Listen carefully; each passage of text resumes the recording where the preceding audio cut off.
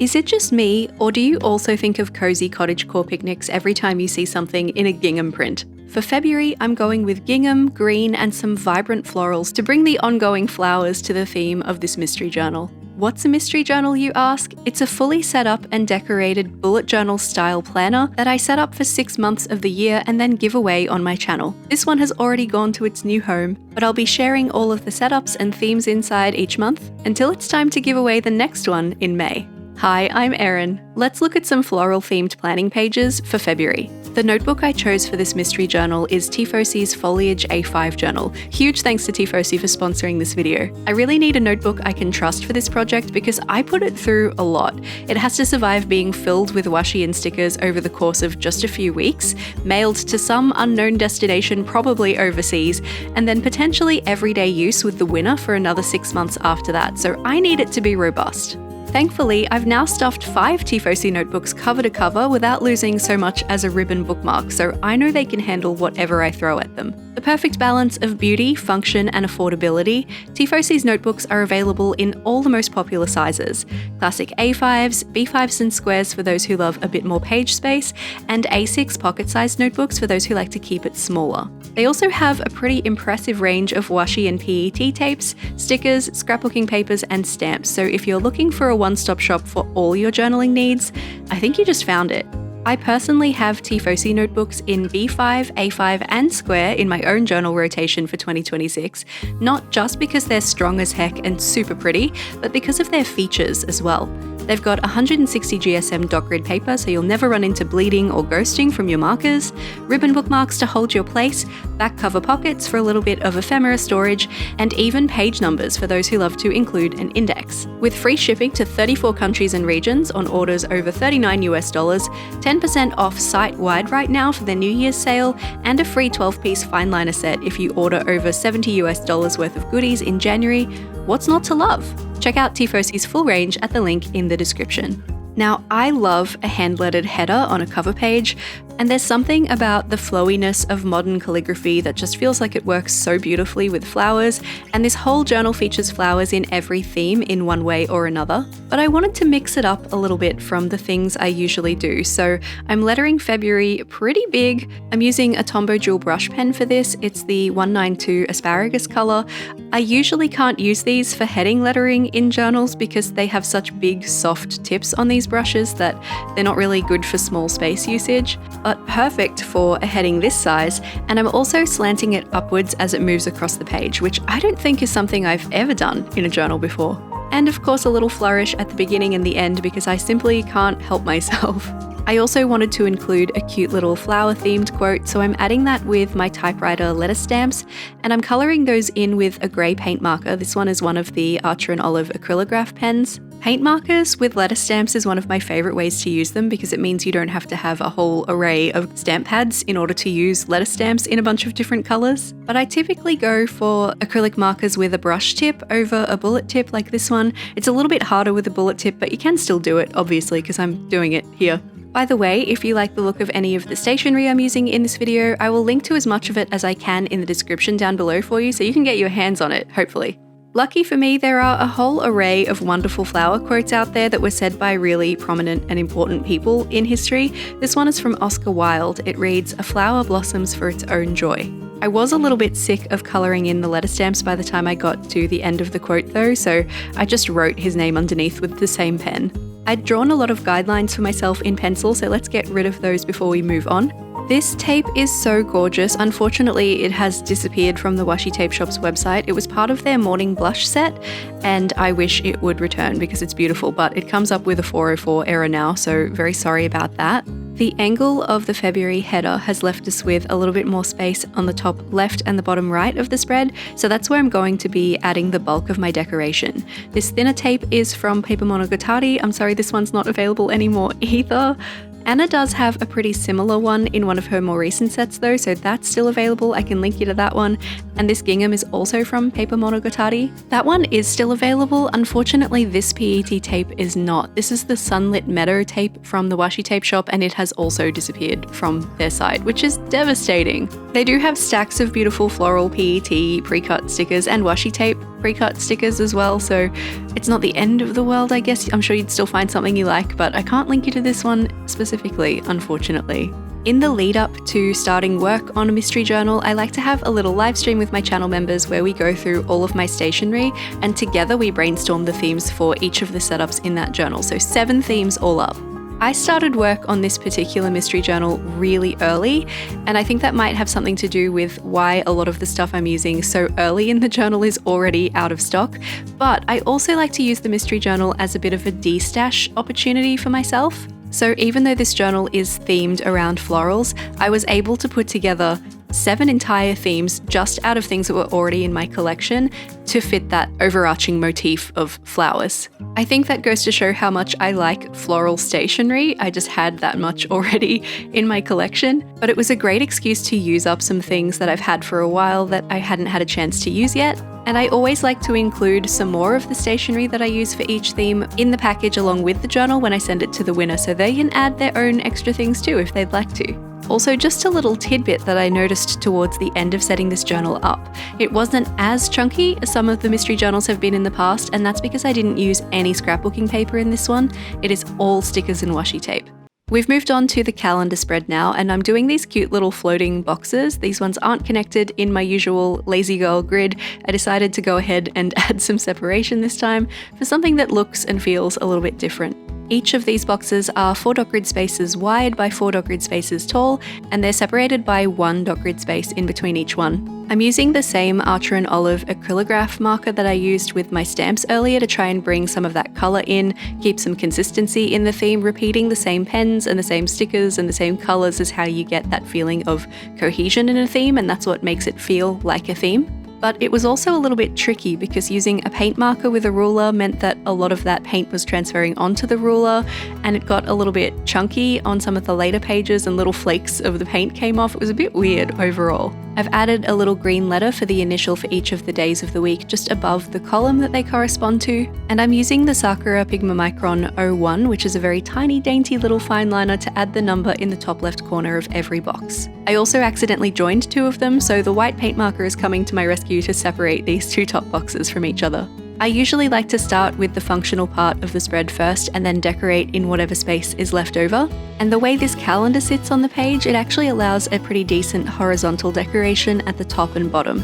This is one of 3 page decoration layouts that I go back to over and over. It just always looks different because I use different stationery to do it every time.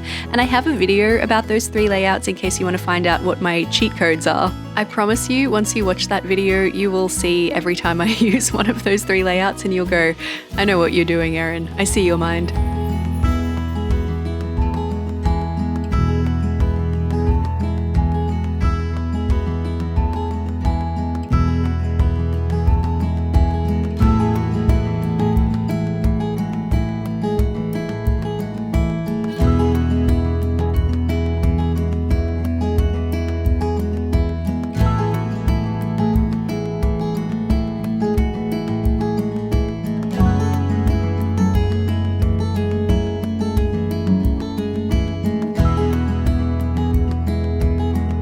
You may have noticed I'm adding a few little bugs from this tape to the design. I had some butterflies on the previous page, and I know I have kind of established myself as the girl who hates butterflies on YouTube because I've been kind of vocal about how I think they're a bit overdone in stationery, but this journal's not for me, so I think it's okay to use some butterflies in here. And every now and then some butterflies turn up in my own journals too. We all contain multitudes, don't we?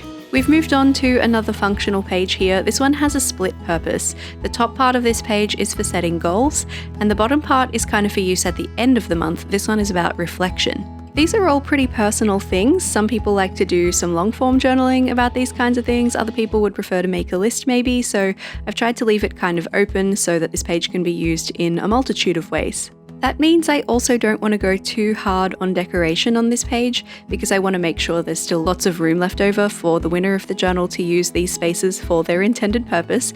So I'm just going to add a little collage in the corners. These little frames that are included in the PET tape are fantastic for this kind of thing because they're somewhat self-contained, so the decoration doesn't tend to spill outside of a frame when you use a shape like this. It just stays where you put it, and that's where your decoration is, if that makes sense. Sometimes with those little sprays of flowers that you can kind of make sit next to each other, you can feel like you need to just keep going and going and going and extend them forever by layering them on top of each other, kind of like what I'm doing on either side of the headings here. But those little frames don't make you feel like you have to keep doing that, which is very nice.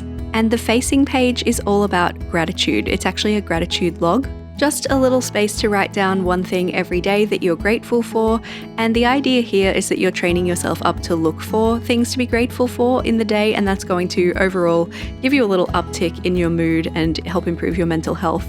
I've split the page into 2 columns for this, and each of my gratitude sections are going to have 2 lines. It's kind of the same idea as if you just did 1 line all the way across the page, but it's just a little bit of a different way to arrange it so that you have the exact same function and it just looks a little bit different visually. February is such a good month for a layout like this because there are an even number of days, because it's not a leap year at least, and also there are less days than most other months, so it's very easy to fit something like this on a page. That said, there is something about the second line highlight that does my head in when I'm trying to put numbers over it. For some reason, I just always want to stick to the highlighted sections and skip the white ones, and then I put the wrong numbers down and it's a whole thing. Thankfully, it wasn't too catastrophic this time, but I've had my moments in the past. I also know for myself from past experience, when I'm setting up a layout like this, I like to have the initial for each of the days of the week next to the number as well as just the number, because I'm more likely to remember if I'm filling this out retroactively what I did on Monday versus what I did on the 2nd. Dates can be really hard sometimes, but days of the week seem to be a little bit easier. Now we just sprinkle some flowers around and this spread is complete.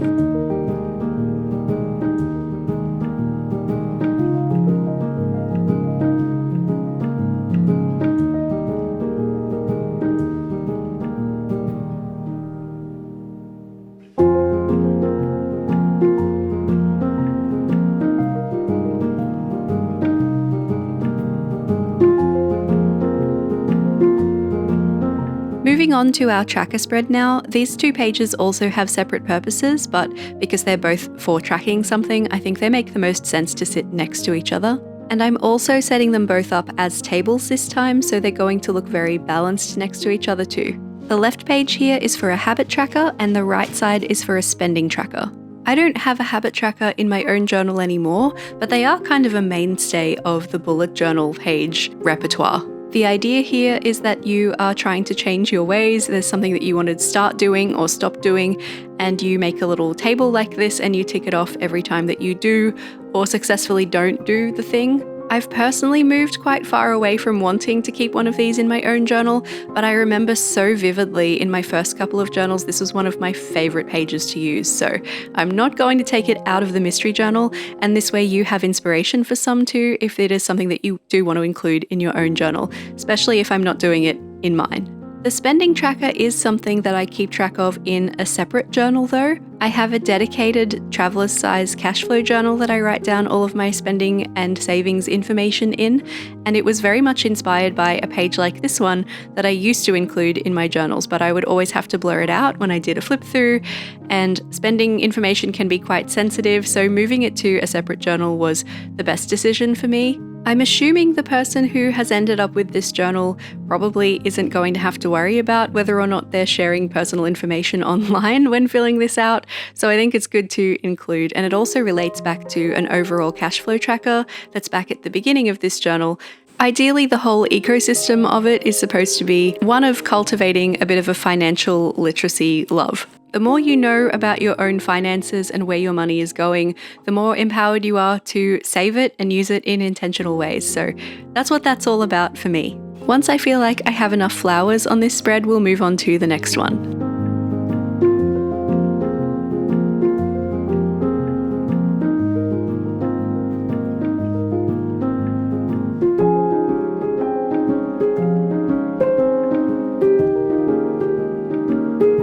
Back at the beginning of 2024, I was using a dot grid journal that had watercolor paper, and I challenged myself to use watercolor or gouache in every single theme throughout that journal. And it was rough because I am not a frequent painter. I love the idea of painting, but it's not something that I spend time on super often, so it was a bit of a struggle. And also the paper was a little bit textured and I didn't like the way my pens performed with it at all. As a result, I wanted to just use up as many of the pages in that journal as I could to get out of it more quickly and finish my project. I was committed, I still completed it, but to use up those extra pages, I started adding memory keeping pages to my journal, and that was one of the best decisions I've ever made. I started out doing a mixture of collage and long form text on my memory keeping pages, but it has evolved into junk journaling over time that is just much easier and more approachable for me. And as a result, I'm including a memory keeping spread in the mystery journal too, in hopes that the winner of this journal will approach it in whatever way they like and have a great time keeping some memories. The next spread we're moving on to, I'm just going to decorate quite gently because I want to leave this blank so that the winner of the journal has a space to add anything that I haven't already included for them. This project is called the Mystery Journal because the winner is a mystery to me at the time that I'm setting it up, and the spreads inside are a mystery to the people entering the giveaway at the time that they enter. It can be a little bit tricky to set up a journal for any unknown person. I want it to be universally usable no matter what their situation is, whether they're a student or they're working full-time or maybe they're self-employed like me. I'd like it to be something that literally anyone could use. But I also know that different people are going to have different needs, so this is just a spare spread. And if the winner of the journal doesn't have a use for this spare spread, it can be overflow from the memory keeping from the previous spread. They could add a quote, or they could just play with the extra stationery that I sent along with the journal and have a great time making something really pretty. We're into the weekly spreads now. These are the spaces that have a little section for each of the days within the month. We'll have 4 weeklies in total for February because of the way the days fall. Most of the time you end up with 5, but it can vary. In the mystery journal, I like to make the weekly spreads kind of like a sampler box of weeklies so that the winner of the journal maybe gets an idea of what kind of weeklies they enjoy for themselves. And when the months that the mystery journal covers come to an end, they know what to do in their own journal hopefully, or can use the mystery journal as a bit of a template. This particular weekly spread is pretty well suited to someone who needs to remember events more than keeping a running task list of to-dos. I think this one would actually be pretty good for a uni student. Plenty of space to write down what your classes are that day, any extracurricular activities, what's going on outside of school, quick notes on homework if necessary, shift times if you're someone who also works as well as going to school, but not so much space that it's daunting to look at and you feel like you need to fill it up. I've added 3 second line highlight spaces to each of these, so there are 6 lines for each of the days of the week. You could absolutely make it 4 if you thought you needed a little bit more space than this. You're eventually dividing your page into 2 columns and 3 rows, and then just scattering your days around those in a way that you think looks nice. So I've done kind of an outside block and an inside block where they are oriented higher or lower on the page. And the gaps left behind, you guessed it, they're for some pretty stuff. Even though it ends up looking quite nice, this one's very easy to set up. And if you prefer the look of negative space, you could always skip adding quite as much decoration as I'm adding here and just do the washi tape at the top and bottom. Leave those extra empty spaces to breathe. I like a decent amount of decoration on my spread, so I'm going to keep going. Also, in case you're wondering why there's no Sunday the 1st on this spread, I prefer a Monday starting week and I like to keep a whole week together regardless of which month it falls into. So I always like to put those days within the setup of the month that most of the days fall into. Gosh, that's actually so difficult to describe. Our next weekly has the planning space taking up a little bit more of the page. I'm using the second line highlight again to really delineate the area that is used for planning for each day. This one also divides the page into 2 columns, but only into 2 rows this time, so each section is a quarter of the page. You could include a notes section like we did on the previous spread and use each one of these quadrants if you wanted to, but I'm going to leave the top left one empty and we're going to just use that for some decoration because I like to prioritize my decoration too. We'll also be adding a little bit of that through the middle and at the bottom of the spread too. This one is a great setup if you're someone who has a different to-do list every day. I'm one of those people and this is one of my favorite setups because of that. This is a weekly that I just always come back to. I actually used it in my own journal just last week, and I discovered that in practice for me, and this is something that I've noticed in the past, but I think most people prefer it the way it is set up here, I actually like Monday, Tuesday, and Wednesday to go across the top row here, even if it crosses onto the facing page, and then have Thursday, Friday, Saturday, and Sunday along the bottom row. That just makes more sense to my brain for some reason, but let me know what you think.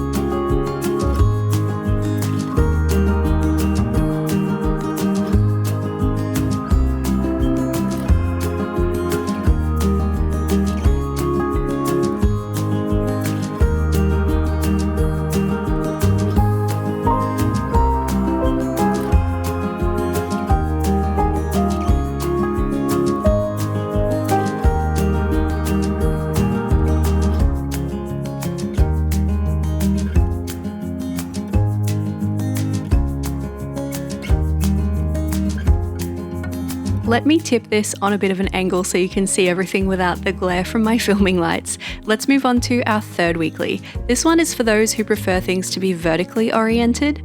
Perfect for very long lists, or if you like to have timestamps along the side so that you can have a full timetable on a page. It's also great if you prefer a bit more symmetry in a setup, because this one will have 8 columns on the page instead of 7, but if you don't mind so much and you don't need a note section, you can absolutely just get rid of that last one, or the first one, or whichever one you'd like to get rid of. These columns are 5 dot grid spaces wide with an extra dot grid space in between each one, and funnily enough, I've left space at the top and bottom of the spread to add my letterbox horizontal decoration system right back in there. I'm really favouring horizontal decoration in this theme because one of the tapes has a script pattern on it, and that just makes more sense to me oriented in the direction that the text is going, and so I only like to use it horizontally. This one, it's this tape. It has a really subtle text pattern on it, and that makes me think this one's a horizontal tape, and I will not use it vertically.